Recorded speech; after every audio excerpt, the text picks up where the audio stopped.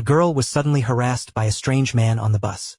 What you doing? He's wanking on me! She shouted angrily, but no one in the entire bus responded. The passenger's cold stares left her helpless, and she could only rush off in panic. Her cake had been crushed, and her jeans were stained. Her friend insisted that she report the incident, but Amy kept downplaying what had happened. She even tried to make excuses for the man. Only when her friend clearly told her that it was not a misunderstanding, but a violation, did Amy begin to accept the truth. At the police station, she still worried that she was wasting everyone's time. When she learned that the case would be difficult to prosecute, she immediately wanted to give up. With encouragement from the people around her, she finally described everything that had happened. After returning home, Amy pretended to be fine. But once she was alone in her room, she finally broke down in tears. It was not that she did not care. The silence of everyone on the bus had simply made her believe that what happened was not serious. She tried to wash the stains from her jeans. She also tried to erase the memory. But when she took the bus again the next day, she saw the same man. Amy immediately ran off. Only after turning around did she realize he had never been there.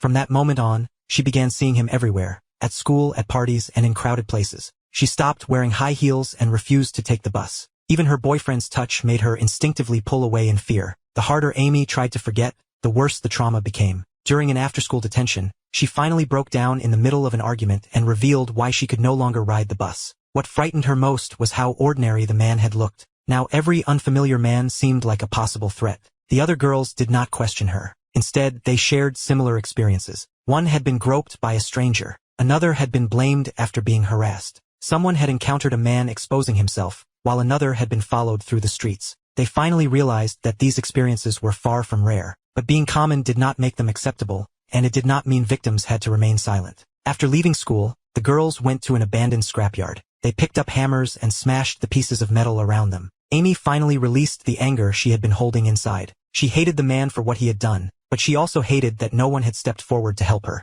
With her friends beside her, she slowly began to regain her courage. The next morning, Amy returned to the bus stop. Her friends were already waiting for her. When the bus arrived, she still could not make herself move. No one rushed her. They simply took her hand. Amy finally stepped onto the bus again. Tears filled her eyes, and she was still terrified. But this time she did not run away.